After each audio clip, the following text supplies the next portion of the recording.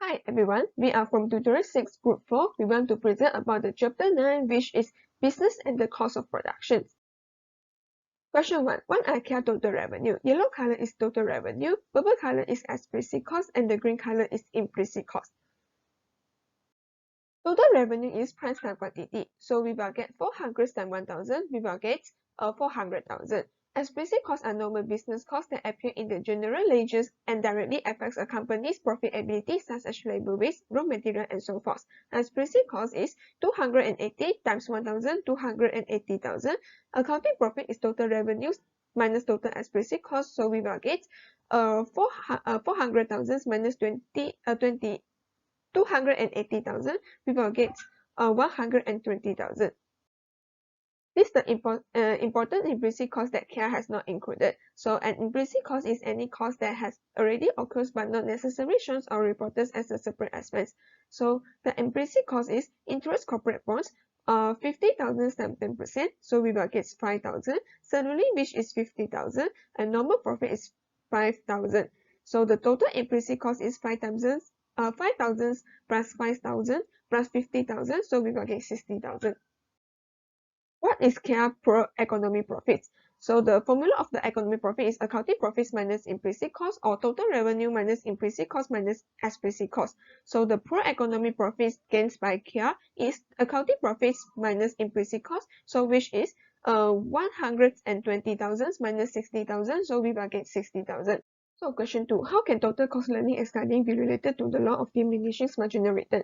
The law of diminishing marginal return states that as the firm use more of variable input with the given quantity of fixed input, the marginal return of variable input will diminish eventually. So when we invest the times and efforts or more, so our cost learning and studying and productivity will increase. So when it's increased, it will go to the point of diminishing marginal return. Each input added with will lead to a decreasing rate of outputs, so it will go to the point of maximum, output will decrease and no get any returns from efforts learning, cost, and study. So when the total cost learning increase until a maximum limit, the marginal product of the total cost and learning and studying eventually decrease. So normally, the more time and effort you put in the cost learning and studying, the more you will get from it. Yet, be a student, we will easily get tired and feel boring when study too much cost at the same time and over time, because we can't afford more knowledge as our brain is overloaded with the information.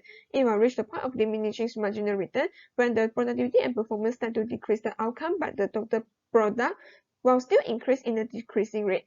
When reach the maximum point means that reach a negative return. The more time and effort you put in the course learning, which is an input, will get little outcome of the courses, which is an output.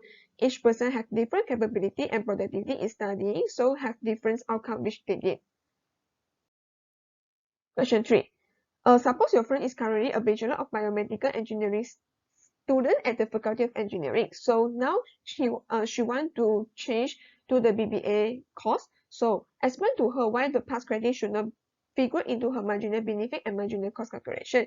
Her past credit should not be figured into her marginal benefit and marginal cost calculations because it's not the same field and have the different cost and credit. So the marginal benefit is the maximum amount a consumer is willing to pay for an additional good or service. It is also an additional satisfaction or utility that a consumer receives when the additional cost or service is purchased. So her marginal benefits that on biomedical engineering, the knowledge she studied cannot be applied in BBA course. So because it's not the same field.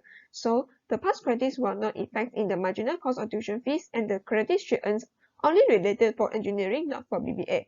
So the marginal cost is the additional cost incurred in the production of one more unit of a goods or service. The cost added in the credits of Bachelor of Biomedical Engineering only produce engineering cost, not produce BBA cost. So the past credit does not figure into her marginal cost.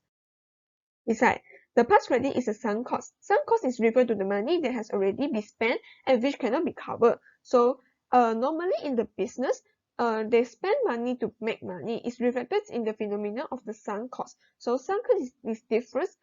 Is different from futures costs that a business may face, such as decisions about the inventory purchase cost or products pricing. So some costs are excluded from futures business decisions because the cost will remain the same regardless of the outcome of a decision.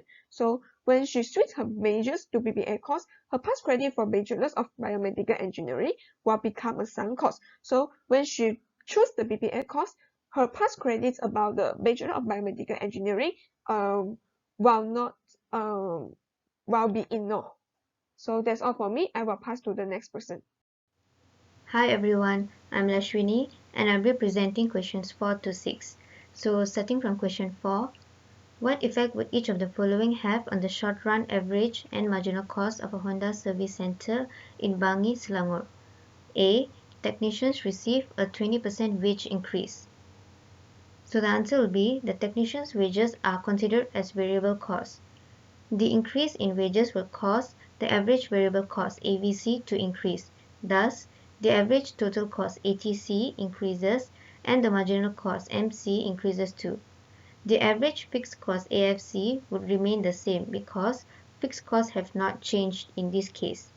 Therefore, the curves of AVC, ATC and MC will shift upwards, whereas the AFC curve will remain unchanged. B.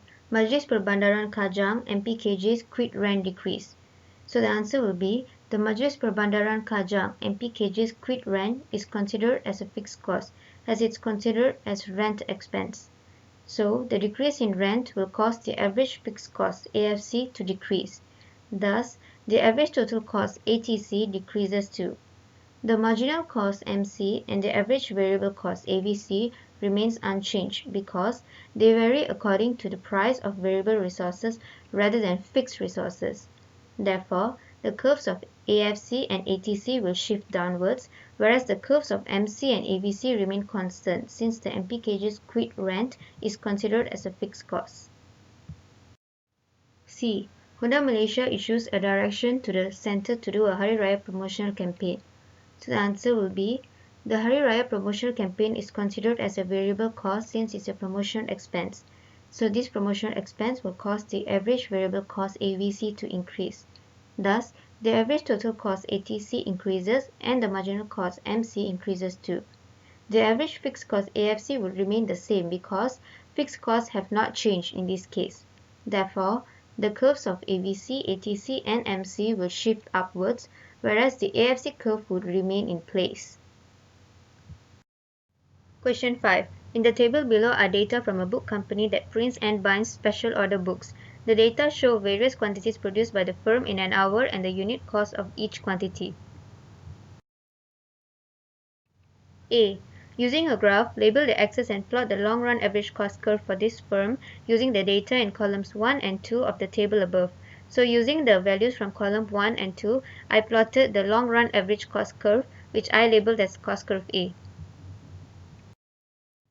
B.